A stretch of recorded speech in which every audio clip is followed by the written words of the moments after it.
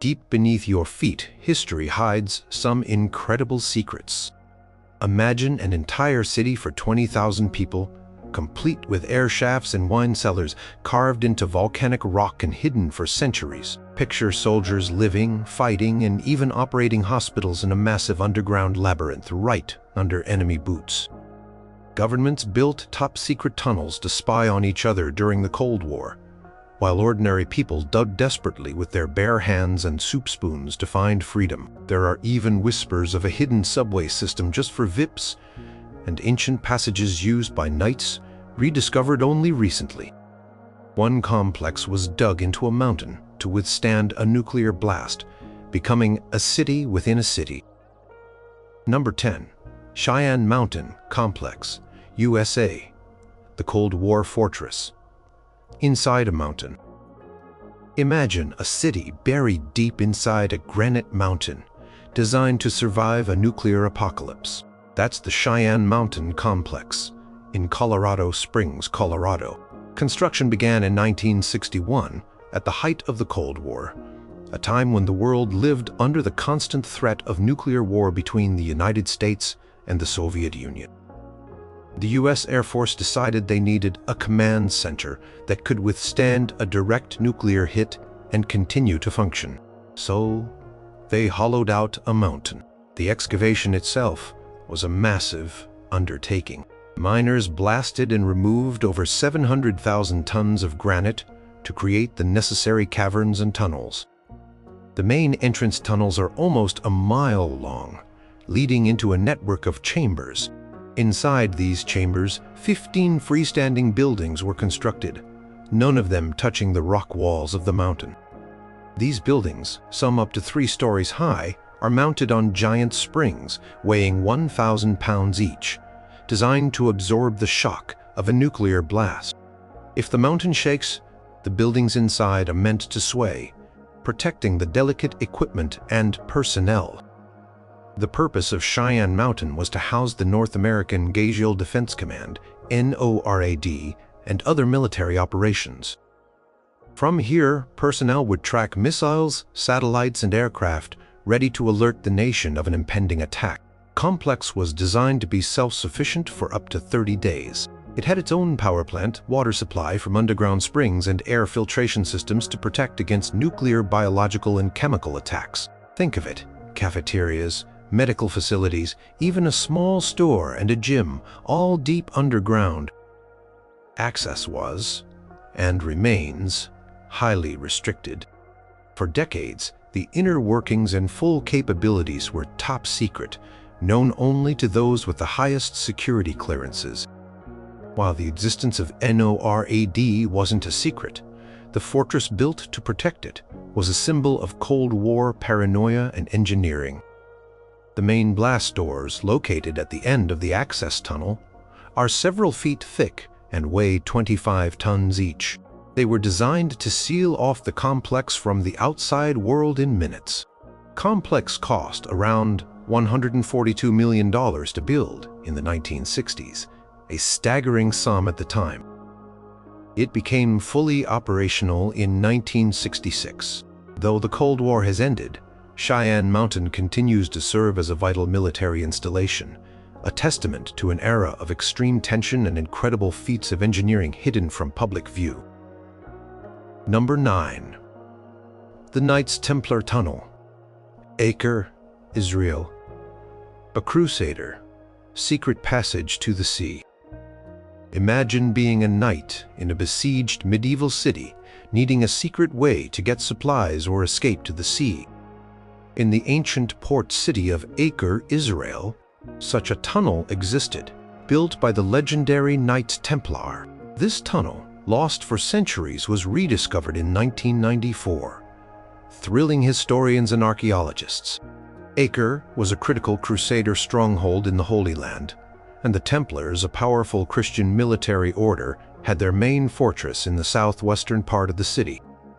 The tunnel is about 350 meters, roughly 1,150 feet long, and connects the Templars' main fortress directly to the port.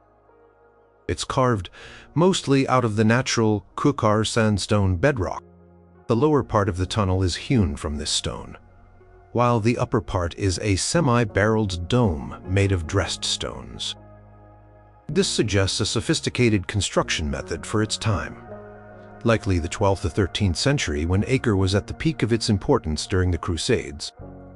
For centuries, its existence was hinted at in historical texts, but its exact location remained a mystery. Its rediscovery was somewhat accidental, thanks to a local woman who complained about a blocked sewer. Investigations led to this remarkable find. The purpose of the Templar Tunnel was multifaceted. Primarily, it provided a secret and secure passageway between their fortress and the port. This would have been invaluable during times of siege, allowing for the movement of troops, supplies, and perhaps even treasure without being seen by enemies. Templars were renowned for their wealth, and it's easy to imagine gold and important documents being transported through this hidden route. It also allowed for discreet communication and travel for the knights. The tunnel is wide enough for people to pass through comfortably, and in some sections, it's quite tall. Walking through it today, you can almost hear the echoes of medieval footsteps and hushed conversations. Its secrecy was vital. If enemies knew about it, this strategic advantage would be lost. Entrances would have been heavily guarded and disguised.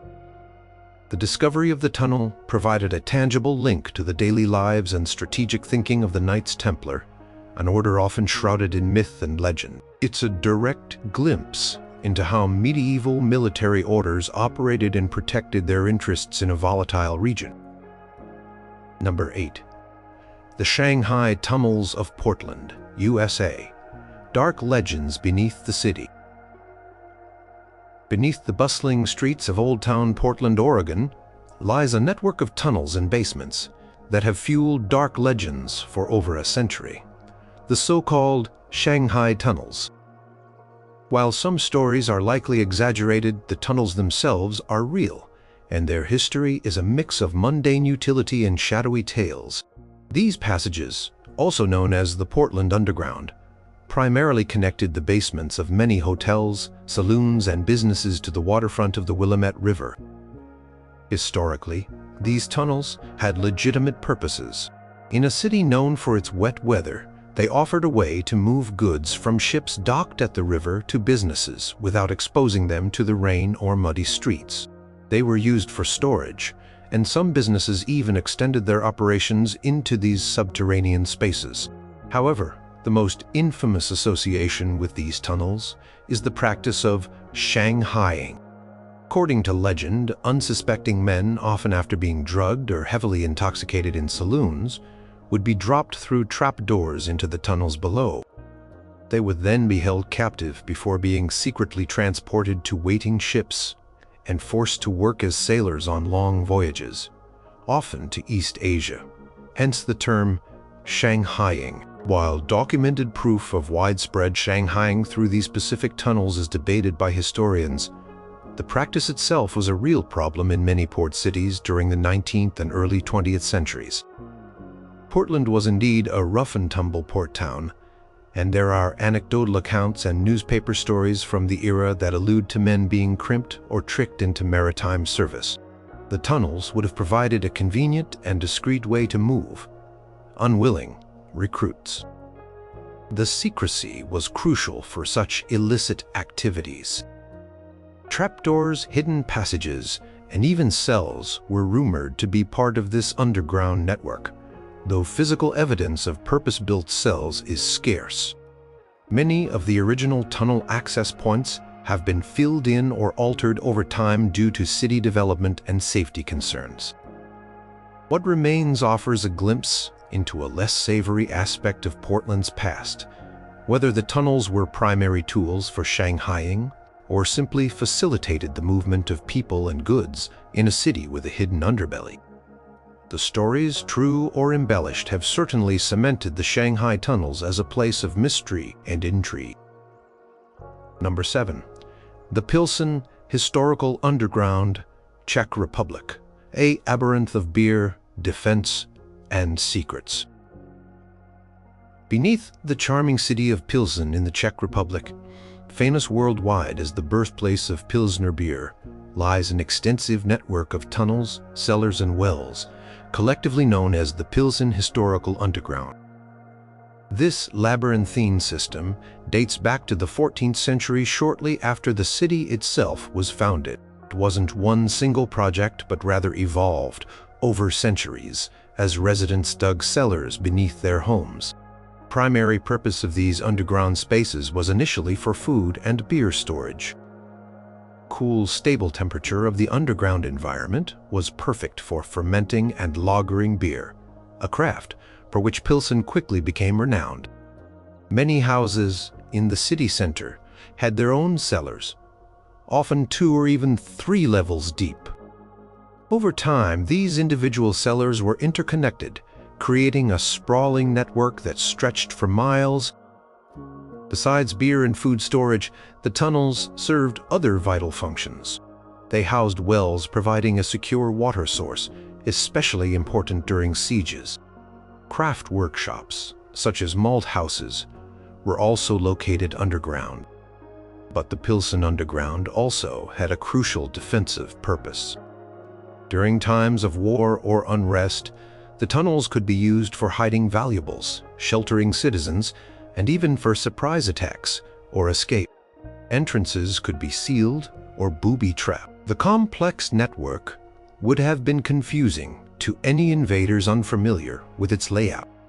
The secrecy of its full extent and its various interconnections would have been a significant advantage. While individual cellars were known to their owners, the broader network and its strategic uses were likely guarded knowledge. The tunnels are typically narrow and low, and carved out of the rock and soil beneath the city. Some sections are reinforced with stone or brick. It's estimated that the total length of the historic tunnels and cellars could be as much as 12 miles, around 19 kilometers. Though only a portion is accessible to the public today. Walking through these ancient passages, you can see ice cellars, replicas of workshops, and the old water wells, offering a fascinating glimpse into the daily life, industry, and defensive strategies of a medieval European city. The discovery and mapping of the full extent of this network have been an ongoing process, revealing more about Pilsen's rich and hidden history. Number 6. The Capuchin Catacombs of Palermo, Italy, a city of the dead beneath the living. In Palermo, Sicily, beneath the Capuchin monastery, lies a chilling and extraordinary underground spectacle, the Capuchin Catacombs. These are not tunnels in the traditional sense of passage from one point to another, but rather a vast series of corridors and crypts that house approximately 8,000 corpses and 1,252 mummies displayed along the walls. While now a well-known, albeit macabre tourist attraction, their initial development and the processes involved were more private, creating a hidden world dedicated to the dead. Catacombs originated in the 16th century when the Capuchin friars outgrew their original cemetery and excavated crypts beneath their monastery. The first friar to be interred there was Silvestro da Gubbio in 1599. Initially intended only for deceased friars, the practice of being buried, or rather displayed, in the catacombs later extended to local luminaries and wealthy citizens who could afford it. Families would pay for their deceased relatives to be preserved and placed in specific niches, often dressed in their finest clothes or occupational attire. The unique conditions in the catacombs, a naturally dry environment, and specific preservation techniques employed by the friars led to remarkable natural mummification. The bodies were typically dehydrated on racks of ceramic pipes for about 8 to 12 months, then sometimes washed with vinegar before being dressed and placed in the corridors. The purpose of this unusual practice was rooted in religious beliefs about death and resurrection, as well as a desire for remembrance. Families would visit their deceased relatives, pray for them, and sometimes even change their clothes on special occasions. This created a very direct and physical connection with the dead, Unlike typical burials, corridors are organized by category: men, women, children, virgins, priests, monks, and professionals, like doctors and soldiers. One of the most famous and poignant figures is Rosalia Lombardo, a 2-year-old girl who died in 1920. She is remarkably well preserved, appearing as if she is merely sleeping, thanks to an embalming process whose formula was a secret for many decades. The sheer scale of this subterranean necropolis and the sight of thousands of skeletons and mummified bodies, some contorted in ghoulish expressions, others peacefully at rest, makes it a profoundly unsettling yet fascinating place. For centuries, the methods of preservation and the full extent of this city of the dead were known primarily to the friars and the families involved, creating a unique hidden tradition beneath Palermo. Number 5. Moscow Metro 2, Russia, the Kremlin's secret underground railway. Imagine a secret parallel subway system running deep beneath the bustling streets of Moscow, known only to a select few and designed for the highest echelons of the Russian government. This is the legend of Metro 2, a purported clandestine underground network allegedly built during Joseph Stalin's era and possibly expanded since. Unlike the famous public Moscow Metro, renowned for its ornate stations, Metro 2 is said to be purely functional, utilitarian, and above all, top secret. The existence of Metro 2 has never been officially confirmed by Russian authorities, which only adds to its mystique. However, numerous reports from defectors, researchers, and urban explorers suggest it is very real. It's believed to connect critical government and military installations, including the Kremlin, the Federal Security Service, FSB headquarters, the Ministry of Defense, Vnukovo, 2 government airport, and various secret bunkers and command posts located in and around Moscow, some as far as 30 to 40 miles outside the city. The code name D6 is often associated with this system, reportedly given by the KGB. The tunnels are said to be single-track and built at a much greater depth than the public metro, possibly between 50 to 200 meters, 165 to 650 feet underground, to protect them from potential attacks, including nuclear blasts. Primary purpose of Metro 2 would be to ensure secure and rapid transportation for top government officials and military command in times of crisis or war. It could facilitate emergency evacuation of the leadership to protected bunkers outside the city. Construction would have been a colossal, secret undertaking, requiring immense resources and engineering skill, all kept hidden from the general public and the outside world. Rumors suggest that the system uses special, small trains and locomotives. Some urban explorers claim to have found entrances or connections to this secret system, describing unadorned concrete tunnels and rudimentary stations, a stark contrast to the palatial public metro. U.S. intelligence reports from the Cold War era also alluded to the existence of extensive underground facilities and transport lines beneath Moscow. Whether Metro 2 is as extensive or as sophisticated as the legends claim remains a subject of speculation, but the persistence of these stories and the circumstantial evidence make it one of history's most intriguing and shadowy underground tunnel systems, built for the ultimate in secretive government transit. Number 4. Operation Gold. The Berlin Tunnel, Germany, USA, UK, spying beneath the Iron Curtain. In the divided city of Berlin during the Cold War, a daring and incredibly risky intelligence operation took place right under the noses of the Soviets. American and British intelligence agencies, the CIA and MI6, respectively collaborated to build a tunnel from West Berlin into the Soviet-occupied sector of East Berlin. The code name was Operation Gold for the Americans and Operation Pay-to-Lock for the British. Its purpose was audacious: to tap into crucial underground communication cables used by the Soviet military headquarters. Construction began in September 1954 and was a marvel of secret engineering. Tunnels started from a specially built warehouse in the Rudow district of West Berlin, which acted as a cover. It stretched for 450 meters, nearly 1,500 feet under the border, reaching deep into East Berlin. The tunnel was about 6 feet high and was equipped with sophisticated listening equipment. To avoid detection from seismic sensors or sound detectors, the digging was done with extreme care, mostly by hand, and the excavated soil, over 3,000 tons of it, had to be secretly removed and dispersed.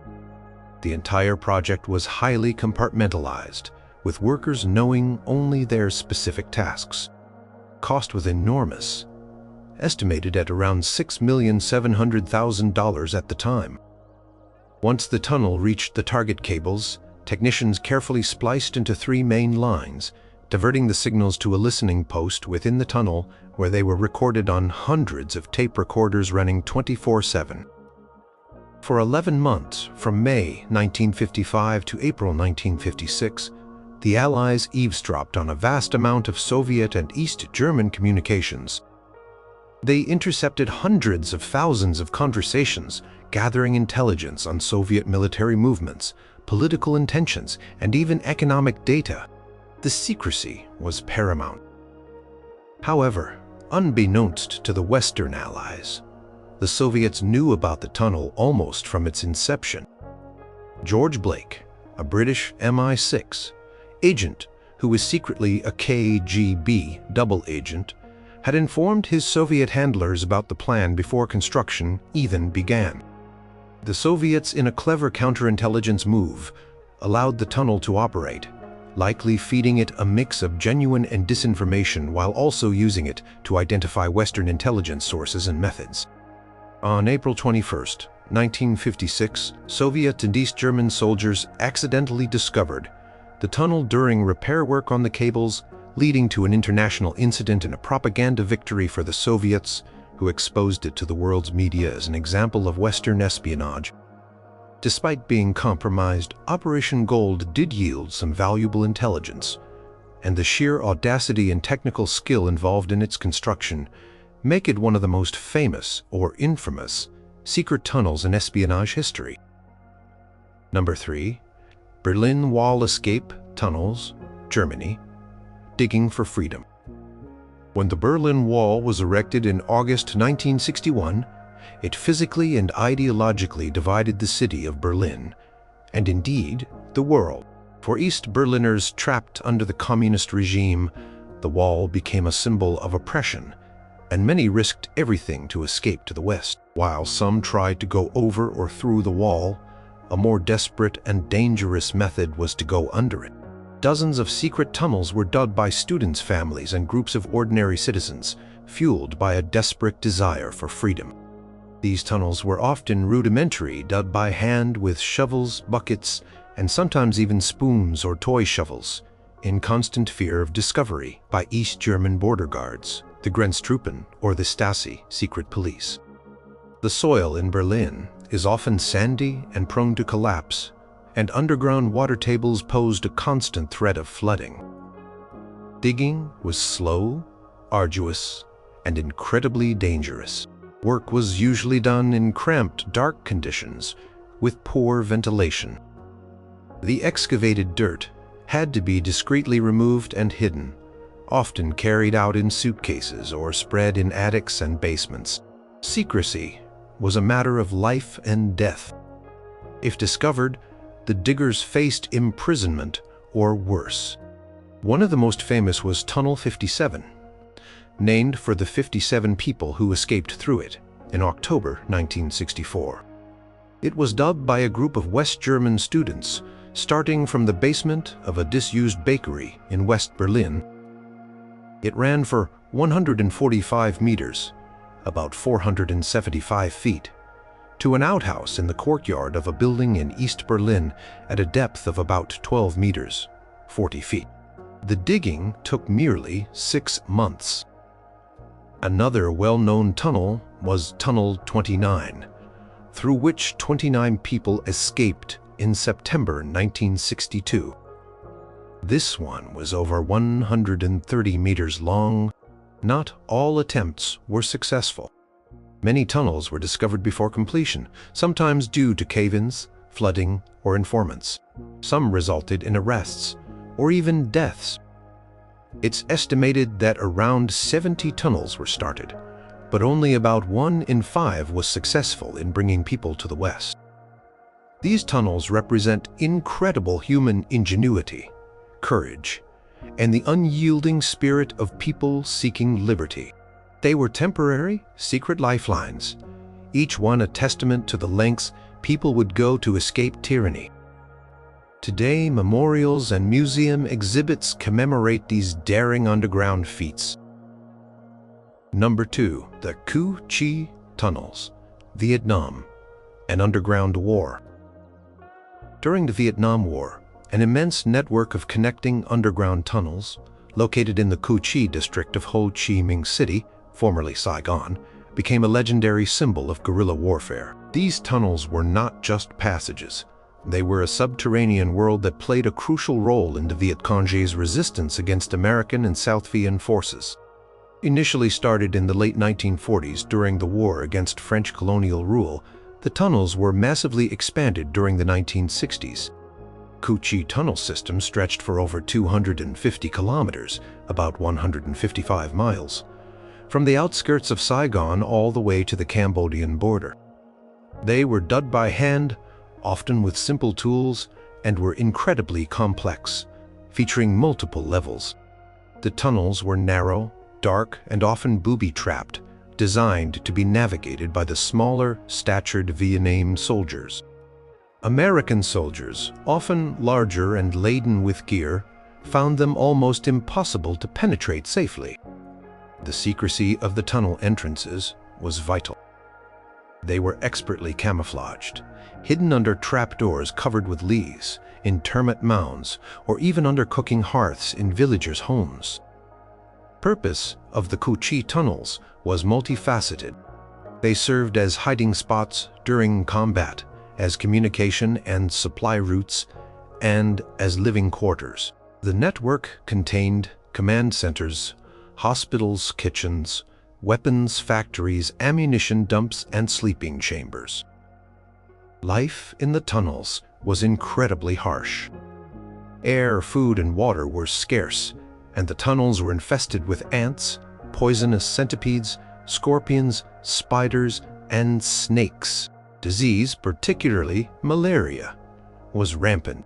Soldiers might spend days or even weeks underground, especially during periods of heavy bombing or American sweeps. The Viet Cong used the tunnels to launch surprise attacks and then disappear, frustrating their technologically superior enemy. American forces tried various methods to counter the tunnels, including tunnel rats, soldiers specially trained to enter and clear the tunnels, as well as flooding, gassing, and heavy bombing. But the network proved remarkably resilient. Today, portions of the Cu Chi tunnels are preserved as a war memorial park, allowing visitors a glimpse into the extraordinary and harrowing conditions of this underground war, a testament to the ingenuity and tenacity of the Viet Cong. Number 1.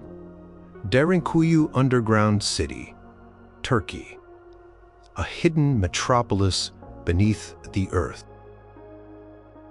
Imagine an entire city capable of sheltering up to 20,000 people, along with their livestock and food supplies, hidden deep beneath the plains of Cappadocia, Turkey. This is Derinkuyu, the largest excavated underground city in the region, and one of the most astonishing ancient engineering feats. Its exact age is debated, with some theories suggesting parts may date back to the Phrygians in the 8th–7th centuries BC, or even earlier to the Hittites. It was significantly expanded and used by early Christians as a refuge from persecution and Arab raids between the 5th and 10th centuries.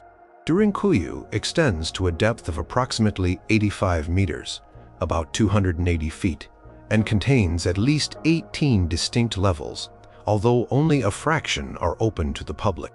The city was carved entirely out of the soft volcanic tuffstone, a material easy to excavate but which hardens on exposure to air.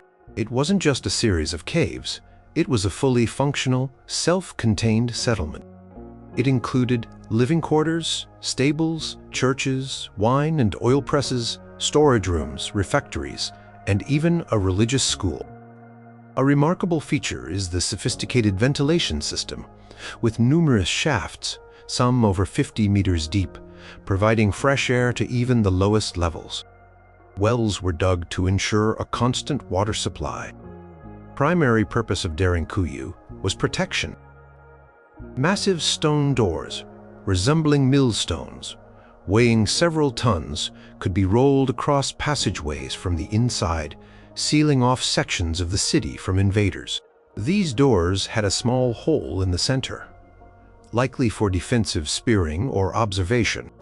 The narrow, winding passages and multiple levels would have been confusing and dangerous for any enemy unfamiliar with the layout.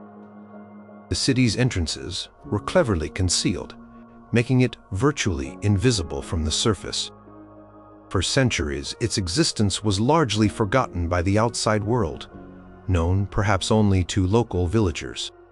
It was rediscovered in 1963 when a local resident, renovating his home, knocked down a wall in his cellar and found a mysterious room behind it which led to further tunnels. Subsequent excavations revealed the staggering extent of Derinkuyu. It is connected by tunnels to other underground settlements in Cappadocia, suggesting a vast network of subterranean refuges. Derinkuyu stands as a mind-boggling testament to ancient ingenuity and the human drive to survive in the face of extreme adversity, a secret world hidden for centuries beneath the earth.